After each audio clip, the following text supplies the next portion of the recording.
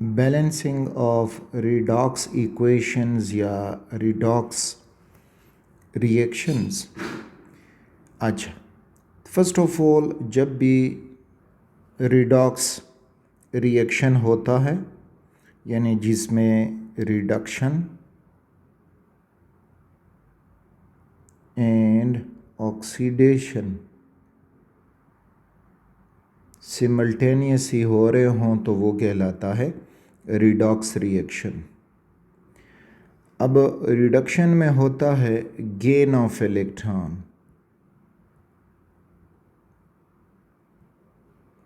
और ऑक्सीडेशन में होता है लॉस ऑफ इलेक्ट्रॉन। तो अब जब भी एक एटम एक इलेक्ट्रॉन लॉस करेगा, दो लॉस करेगा, तीन लॉस करेगा, तो अगला एटम या एटम्स उन्हीं इलेक्ट्रॉन को गेन करेंगे। तो इसका मतलब है कि electron gained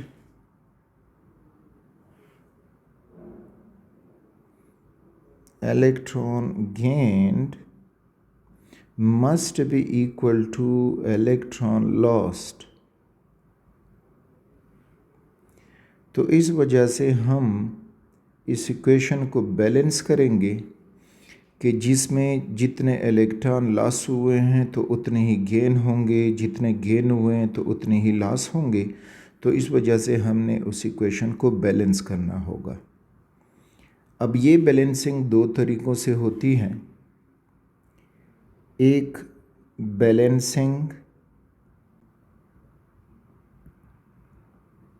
by oxidation number method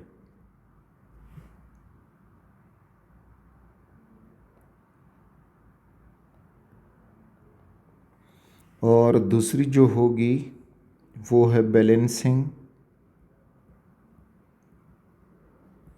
by half reaction method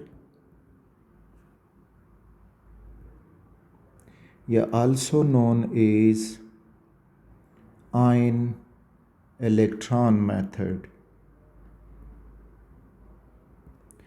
तो इन दोनों मेथड को हम फॉलोइंग लेक्चर्स में कंप्लीट करेंगे, समझेंगे।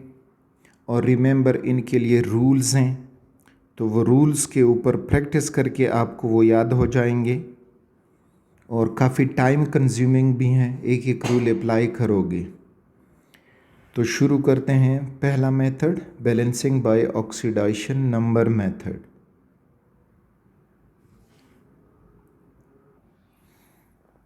तो balancing by oxidation number method, इसके हम एक एक रूल को अब समझेंगे एक एग्जाम्पल के साथ ही।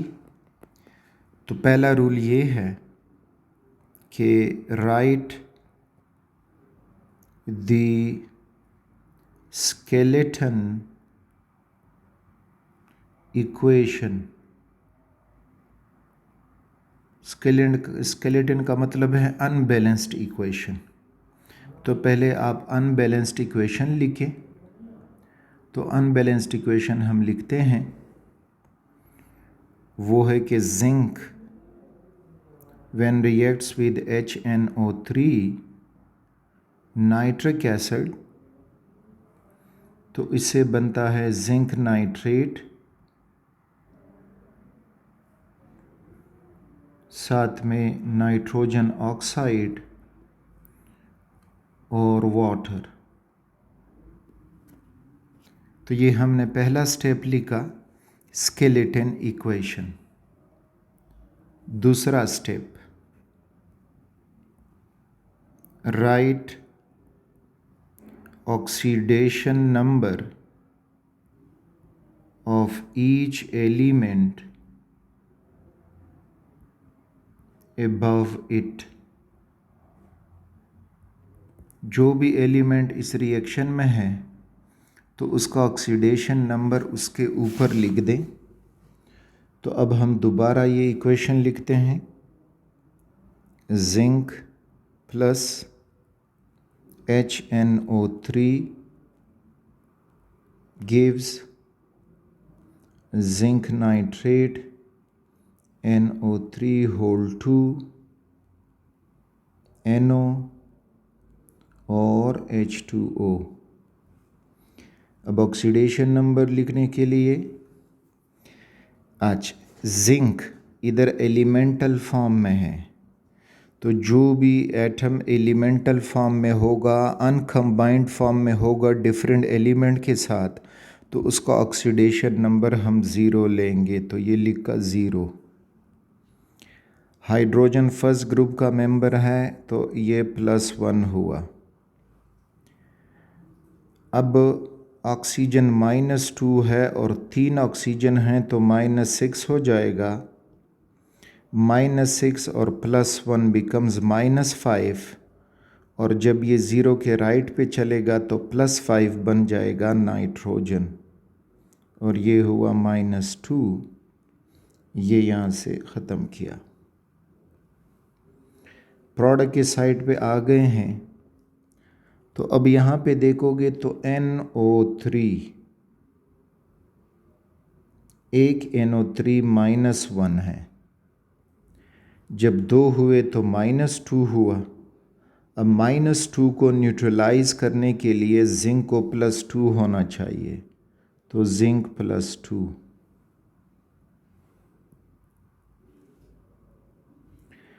अब इसमें फिर नाइट्रेट आयन में नाइट्रोजन को देखोगे तो इधर देखें, इस इज़ नाइट्रेट आयन जिसके ऊपर अपना पहले से चार्ज होता है -1। नाइट्रोजन फाइंड करना है। 3 ऑक्सीजन है और 1 ऑक्सीजन -2 = -1। तो ये नाइट्रोजन और 3 दूनी 6 -6 हुआ = -1। -6 राइट पे चलेगा तो -1 और 6 हो जाएगा +6, तो यू विल गेट +5। तो मीन्स के इधर भी नाइट्रोजन +5 में है और ऑक्सीजन वहीं -2 में है। मिटा दें। वीडियो को पास करते जाएं अगर आप कुछ नोट कर रहे हैं। अच्छा, फिर जब हम इधर आते हैं NO में, तो अब यहाँ पे ऑक्सीजन जब -2 है तो -2 को न्यूट्रलाइज करने के लिए नाइट्रोजन हो जाएगा +2। वाटर में पहुँचेंगे तो हाइड्रोजन +1 का है और ऑक्सीजन -2 का। तो ये हुआ हमारा दूसरा स्टेप कि right oxidation number of each element above it. Third, indicate the elements oxidized and reduced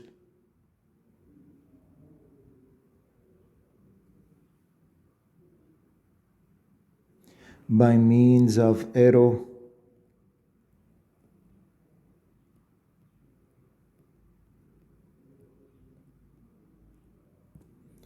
अच्छा, एलिमेंट ऑक्सीडाइज और रिड्यूस को हम एरोस की मदद से अब पहचानेंगे, बनाएंगे।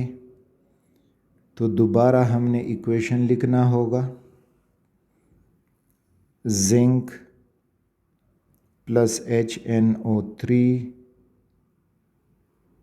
Produces zinc nitrate ZnNO3 whole 2 plus NO nitric oxide sorry, और साथ में वाटर। अच्छा, अब हम कैसे इंडिकेट करेंगे एलिमेंट ऑक्सीडाइज और रिड्यूस को?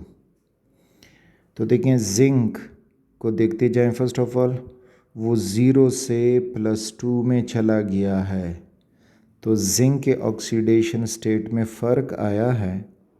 तो ये एरो रिएक्टेंट से भी लगा दो प्रोडक्ट की तरफ, और चूंकि इसके ऑक्सीडेशन स्टेट में इंक्रीज़ आया है, सो इट इज़ ऑक्सीडाइज्ड। अच्छा, फिर जब देखोगे ऊपर रिएक्शन में तो दूसरा एलिमेंट जिसका ऑक्सीडेशन स्टेट में फ़र्क आया है तो वो नाइट्रोजन है। HNO3 में ये +5 है और प्रोडक्ट में जो NO है तो उसमें ये +2 हो गया है। तो HNO3 से एरो ड्रा करो और NO तक ले चलो और लिख दो कि अब ये रिड्यूस्ड हुआ होगा। और क्यों हुआ होगा? क्योंकि उसके ऑक्सीडेशन स्टेट में डिक्रीज़ आया है, +5 से +2 चला गया है, तो ये हुआ रिड्यूस्ड। ये हमने पहचाना। अच्छा, अगला रूल अब ये होगा, 4th one, right electrons lost by the oxidized element and electrons gained by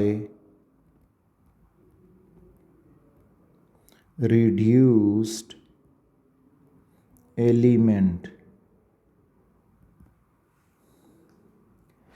तो दोबारा ये इक्वेशन लिखेंगे, तो वो अब अगेन इसको लिखने के लिए स्पेस बनाते हैं। Zinc plus HNO3 zinc nitrate plus NO plus H2O। अच्छा, अब जिंक जो है उससे ये एरो बनाएं और नाइट्रोजन से नाइट्रिक ऑक्साइड तक एरो बनाएं। अब देखते हैं कि किसने कितने इलेक्ट्रॉन लॉस किए हैं और किसने कितने इलेक्ट्रॉन गेन किए हैं। तो ऊपर इक्वेशन में आ जाइए। यहाँ पे जिंक 0 से +2 में चला गया है, तो मीन्स कि जिंक ने 2 इलेक्ट्रॉन लॉस किए हैं। तो नीचे लिख दोगे कि 2 इलेक्ट्रॉन लॉस्ट। और नाइट्रोजन +5 से +2 में चला गया, तो बता सकते हो कि इसने इलेक्ट्रॉन गेन किए हैं कि लॉस किए हैं और कितने किए हैं। सो यस, +5 से जब ये +2 में चला तो मीन्स कि इसने 3 इलेक्ट्रॉन गेन किए हैं। 3 इलेक्ट्रॉन गेन्ड।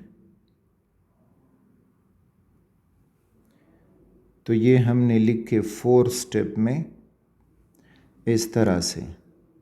अच्छा, अब इस स्टेप के लिए तवज्जो दे जाएं कि balance the electrons lost and gained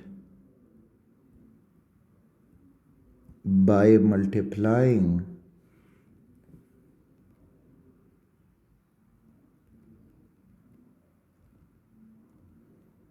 with smallest number। अच्छा, अब इनको बैलेंस करने के लिए हम ये कर जाएंगे कि 2 इलेक्ट्रॉन लॉस्ट हुए हैं और 3 इलेक्ट्रॉन गेन हुए हैं। अब दोनों को बराबर करना है, तो 2 को भी ऐसे स्मॉलेस्ट पॉसिबल नंबर से मल्टीप्लाई करो कि एक आंसर आए, और फिर वही आंसर 3 को भी किसी चीज़ से मल्टीप्लाई करके वही आंसर आए। तो अगर हम 2 को 3 से मल्टीप्लाई करें, मल्टीप्लाइड 3, तो 2 3 ज़ा 6, तो 6 इलेक्ट्रॉन हो जाएंगे। और अगर 3 को 2 से मल्टीप्लाई करेंगे तो 3 2 ज़ा 6, तो 6 इलेक्ट्रॉन हो जाएंगे। तो इस तरह से हमने एक को स्मॉलेस्ट नंबर 3 से मल्टीप्लाई किया और दूसरे को स्मॉलेस्ट नंबर 2 से मल्टीप्लाई किया। स्टेप को समझ लें। तो इस तरह से जितने इलेक्ट्रॉन लॉस हुए थे वो गेन भी हो गए हैं। मे भी कि अब हम ये कुछ स्टूडेंट ये सोचा होगा कि बस 3 को 2 से मल्टीप्लाई करो तो 6 आएगा, 2 को 3 से 6 आएगा। यस, लेकिन कुछ ऐसे एग्जाम्पल फिर आएंगे कि इधर हिंट से अलग अलग हो जाएंगे और हम फिर उसकी मल्टीप्लिकेशन इस तरह करेंगे। अच्छा, 6th स्टेप में अब मज़ीद तवज्जो दे जाएं।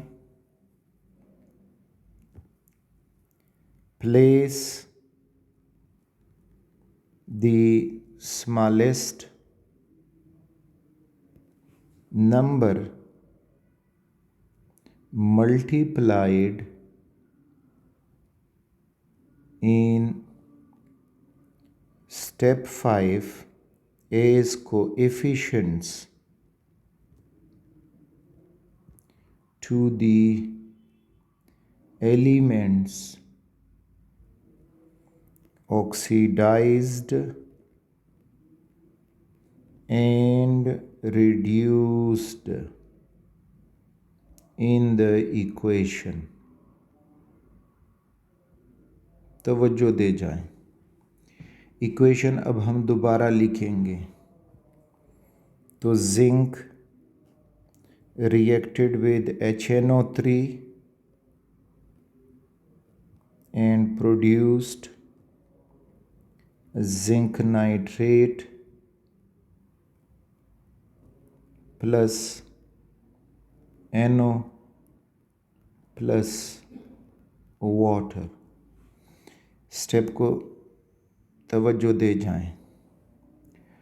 तो कह रहे हैं कि जो एट स्मॉलेस्ट नंबर आपने मल्टीप्लाई किया वो 3 था और 2 था, उसको बतौर कोएफिशिएंट लिख दो इक्वेशन में, लेकिन वहाँ पे लिखना होगा जो एलिमेंट जिसमें ऑक्सीडाइजेशन हो गई है और जिसमें रिडक्शन हो गई है। तो जिसमें 2 इलेक्ट्रॉन लॉस हुआ था वो जिंक था, और जिंक के लिए बतौर कोएफिशिएंट हम 3 लिखेंगे, रिएक्टेंट में भी और प्रोडक्ट में भी। स्टेप को समझ लें। आज फिर इलेक्ट्रॉन गेन हुआ था तो उसको 2 से मल्टीप्लाई किया, और गेन नाइट्रोजन ने किए थे HNO3 में रिएक्टेंट में, और NO बन गया था प्रोडक्ट में। तो उसके लिए कोएफिशिएंट 2 लिखना होगा। तो ये हो जाएगा 2HNO3 और ये हो जाएगा 2NO। तो हमने क्या किया, जिसने इलेक्ट्रॉन गेन किए थे तो वो 2 से बैलेंस हुआ, तो 2 को बतौर कोएफिशिएंट लिखा HNO3 रिएक्टेंट में, और 2 को बतौर कोएफिशिएंट लिखा NO में प्रोडक्ट में। जिसने इलेक्ट्रॉन लॉस किए थे तो उसको 3 से मल्टीप्लाई किया, तो उसका वो मल्टीप्लिकेशन नंबर हमने रिएक्टेंट में भी 3 बतौर कोएफिशिएंट लिखा, और उसका मल्टीप्लिकेशन नंबर हमने प्रोडक्ट में भी बतौर कोएफिशिएंट लिखा। तो ये स्टेप का मतलब ये था। अच्छा, अब फर्दर इसमें जाते हैं। 7th, balance the rest of equation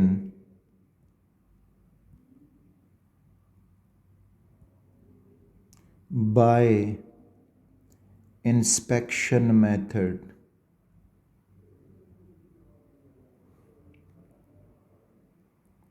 बाकी को इंस्पेक्शन मेथड से बैलेंस करते हैं। तो अब ऊपर वाला इक्वेशन दोबारा लिख दो कि 3Zn plus 2HNO3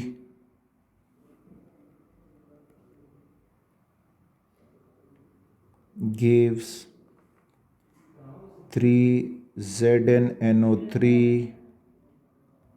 whole 2 plus 2NO plus H2O। अब फर्दर बैलेंसिंग के लिए देखते जाएं। 3 जिंक हैं और प्रोडक्ट में भी 3 जिंक हैं, दे आर बैलेंस्ड। H2 है और प्रोडक्ट में भी H2 है। अब देखें HNO3 यानी NO3 इधर 2 हैं और इधर NO3 2 3s are 6 हैं। तो इसको बैलेंस करने के लिए अब हम बकाया इंस्पेक्शन मेथड करेंगे। तो बकाया इंस्पेक्शन मेथड में हम ये करेंगे, जिंक को किया, अब इंडिविजुअल एलिमेंट को करते जाएं। अब नाइट्रोजन की तरफ आएँ। 2 नाइट्रोजन इधर हैं, 2 3s are 6 नाइट्रोजन और इधर हैं 7 8 नाइट्रोजन प्रोडक्ट साइड पे। तो इधर भी 8 नाइट्रोजन लगने चाहिए। तो इधर हमें यूज़ करना होगा कि 3 जिंक प्लस 8 HNO3।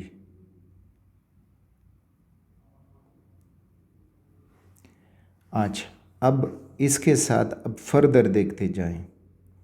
हाइड्रोजन जो है वो 8 हो गए हैं, जबकि इधर हाइड्रोजन जो है वो 2 हैं। तो 2 को 8 करने के लिए इसको 4 से मल्टीप्लाई करना होगा। तो यहाँ पे लग जाएगा 4H2O। अच्छा, अब ऑक्सीजन को देखते जाएं। ऑक्सीजन 2 3s यहाँ पे, अब ऑक्सीजन यहाँ पे आएगा 3 8 24 ऑक्सीजन। यहाँ पे 2 तिया 6 और 6 तिये 18 ऑक्सीजन इधर हैं, 2 ऑक्सीजन इधर हैं और अब इधर जो हमने H2O में चेंज किया तो 4 ऑक्सीजन इधर हैं। तो 18 और 2 20 और 4 24 और इस साइड पे भी 3 8 24। तो फर्दर इक्वेशन हमारा ये बन जाएगा